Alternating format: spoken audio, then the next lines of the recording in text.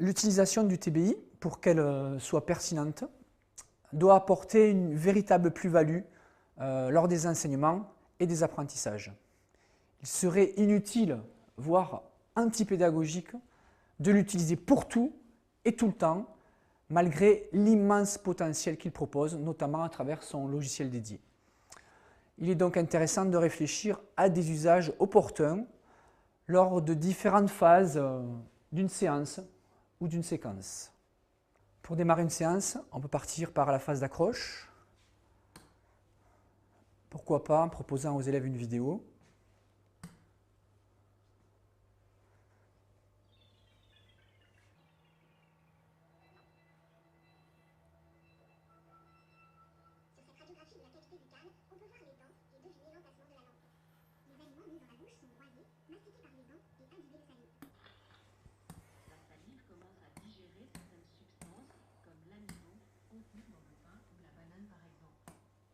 Alors, sur une phase d'accroche comme celle-là, l'enjeu pour les élèves, ça peut être par exemple d'observer la vidéo et de lister les différents organes par lesquels passent les aliments, de manière à pouvoir faire une liste à la fin de la vidéo. Et il est possible aussi, alors là je l'ai fait au préalable, mais on peut par exemple capturer une image au fur et à mesure de la vidéo, de manière à pouvoir séquencer et mettre en lien la liste des élèves et les captures d'écran.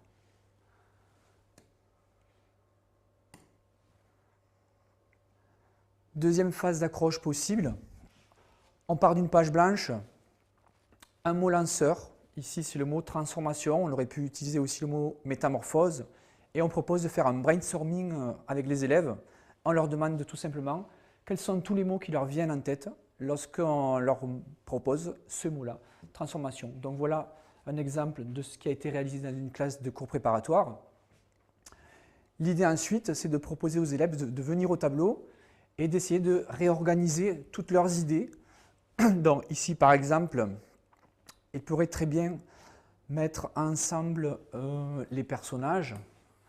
Donc ici Gremlins, sorcière, la belle et la bête, la fée, le fantôme. Ils auraient pu mettre ensemble aussi tout ce qui a un rapport avec la transformation des éléments, comme ici la terre et la boue, le glaçon qui devient de l'eau. Alors au final, après que les élèves soient venus et interagi, déplacés, réalisé des groupements, voilà la trace finale qu'on peut obtenir.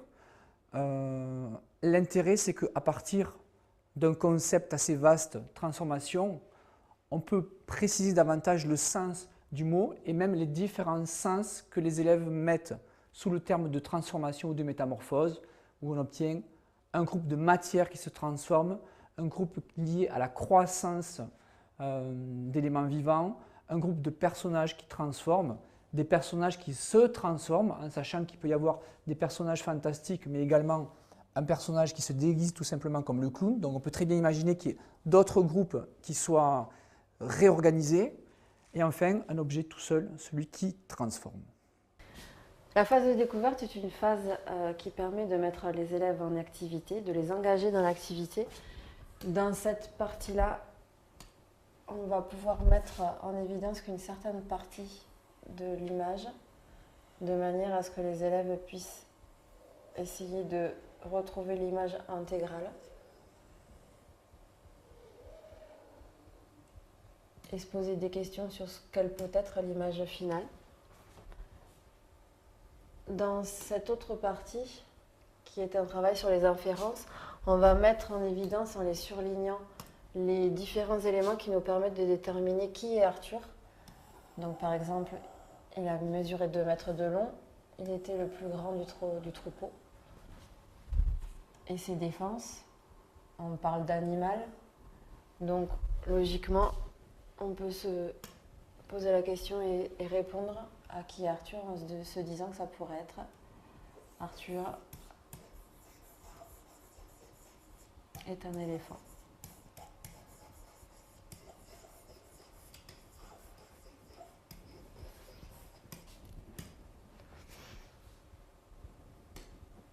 dans cette activité-là, cette activité va permettre de retrouver en fait parmi les mots qui sont présentés ceux qui vont rentrer à l'intérieur du panier et ceux qui vont rester à l'extérieur.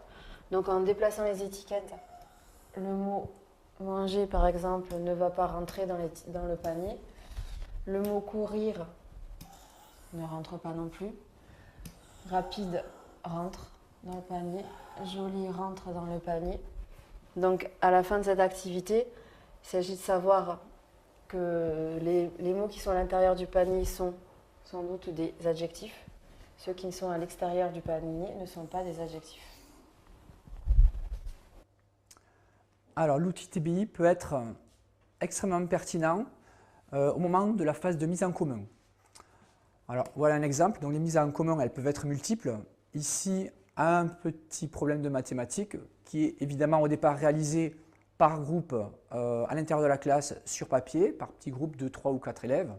Et ensuite, alors soit chaque groupe vient refaire son activité ici de manière à pouvoir montrer à tout le monde quelles ont été ses stratégies, ou bien on peut très bien imaginer de passer avec un appareil photo et de prendre en photo les différentes procédures des élèves de manière à les confronter collectivement en grand groupe et à pouvoir effectivement les comparer, savoir quelles sont les différentes stratégies, les différentes procédures qui ont été mises en œuvre, essayer de voir quelles sont les plus efficaces ou les moins efficaces.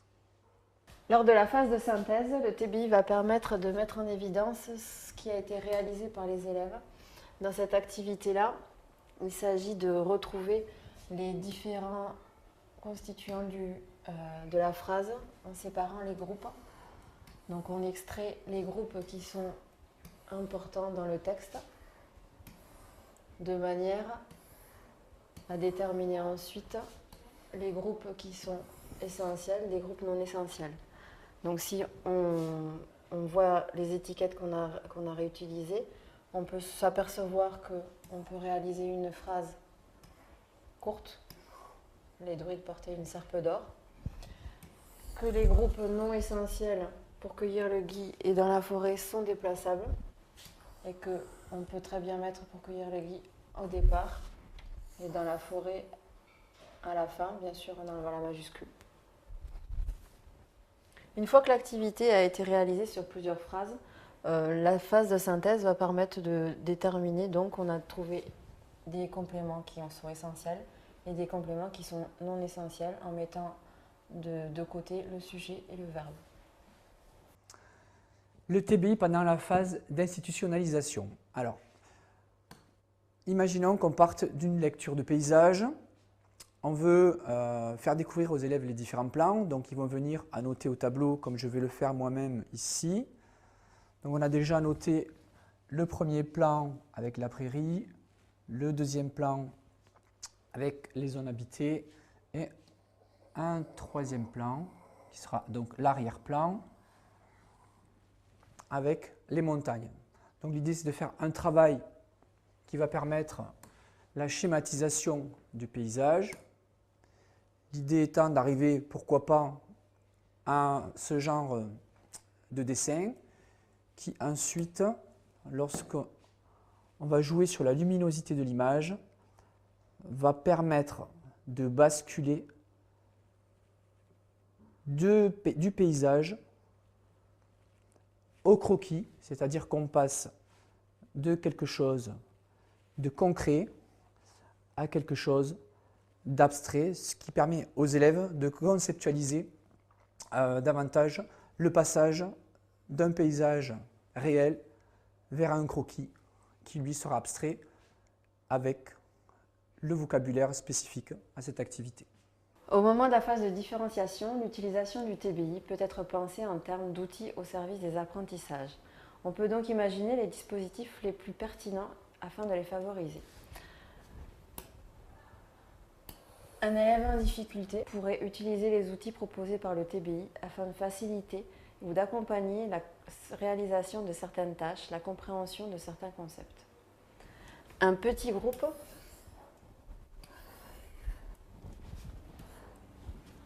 constitué en atelier pourrait également se retrouver sur le TBI en train de réaliser une tâche alors que les autres groupes seraient à leur bureau.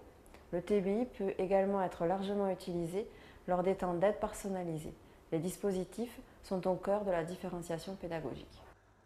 En ce qui concerne la phase de systématisation ou d'entraînement, alors évidemment les élèves pour s'entraîner, puisqu'il n'y a qu'un seul TBI, en général ils vont s'entraîner à leur bureau, mais on peut très bien imaginer de faire venir un élève qui serait pourquoi pas en difficulté pour réaliser la même activité au TBI. Ici par exemple, il s'agit d'une activité en phonologie dans laquelle il faut compter les syllabes de chaque dessin et placer le symbole correspondant au-dessous. Pour un élève qui est en difficulté et qui néanmoins doit être en autonomie sur le TBI, on peut très bien sonoriser les images. Carotte, pastèque, téléphone, tortue. Tortue, l'élève peut donc en autonomie aller récupérer le symbole qui correspond à 2 syllabes, tortue. Et pour pouvoir répondre à la seconde consigne, on peut également sonoriser, comme c'est le cas pour la première consigne, on peut sonoriser la seconde consigne. Trace une croix dans les syllabes où tu entends le son T. Donc ici, tortue, j'entends le son T. Ici et ici. Deuxième activité, deuxième exercice. Le TBI est aussi pertinent en langue vivante puisqu'on peut brancher un micro. Ici, l'activité, il s'agit d'écouter une phrase et de répéter celle qui correspond à l'image qui est choisie. Donc par exemple, un élève choisit cette image. This present is yellow and blue. Il le sélectionne et il doit enregistrer la phrase. Il peut la réécouter autant de fois qu'il y a besoin. This present is yellow and blue. Et ensuite, il peut très bien s'enregistrer grâce à l'enregistreur. This present is yellow and blue. Une fois que c'est enregistré, on obtient un fichier sonore qu'il déplace. Il peut écrire son prénom et d'autres élèves peuvent passer pour réaliser la même activité. Lors de la phase d'évaluation, de correction et de remédiation, le TBI va déjà dans un premier temps permettre de mettre en évidence la feuille que les enfants ont à disposition sur leur table, en pouvant présenter déjà dans un premier temps la consigne de l'évaluation. Dans un deuxième temps, au moment de la correction, on va pouvoir la faciliter grâce à certains outils. Par exemple, ici, il s'agit de calculer l'aire de ces différentes formes. Avec l'outil ici de transparence, je peux arriver à compter le nombre de carreaux qui sont compris à l'intérieur de la forme A, de manière à déterminer son aire. Pour la forme B, je peux utiliser l'outil qui va me permettre de transformer cette forme et suivant une rotation, de pouvoir montrer que c'est un carré. De la même manière, avec la transparence, je saurai combien elle possède de carreaux pour son aire.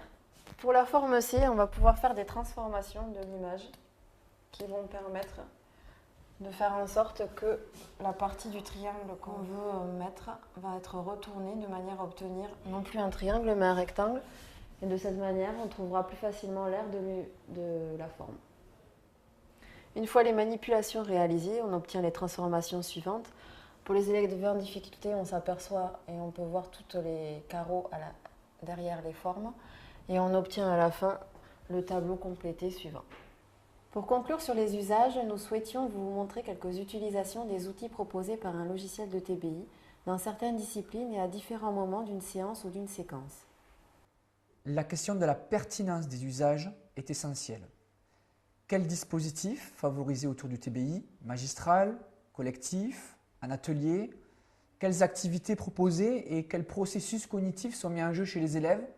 Est-ce qu'ils observent, ils appliquent, ils mémorisent, c'est-à-dire sont sollicités sur des processus cognitifs basiques? Ou bien est-ce qu'ils cherchent, est-ce qu'ils testent, analysent, synthétisent, conceptualisent, créent c'est-à-dire sont sollicités sur des processus cognitifs de haut niveau? Le TBI ne doit pas induire ou dicter les choix pédagogiques et didactiques. C'est l'enseignant qui les met en œuvre au préalable et s'interroge sur la pertinence de l'utilisation du TBI.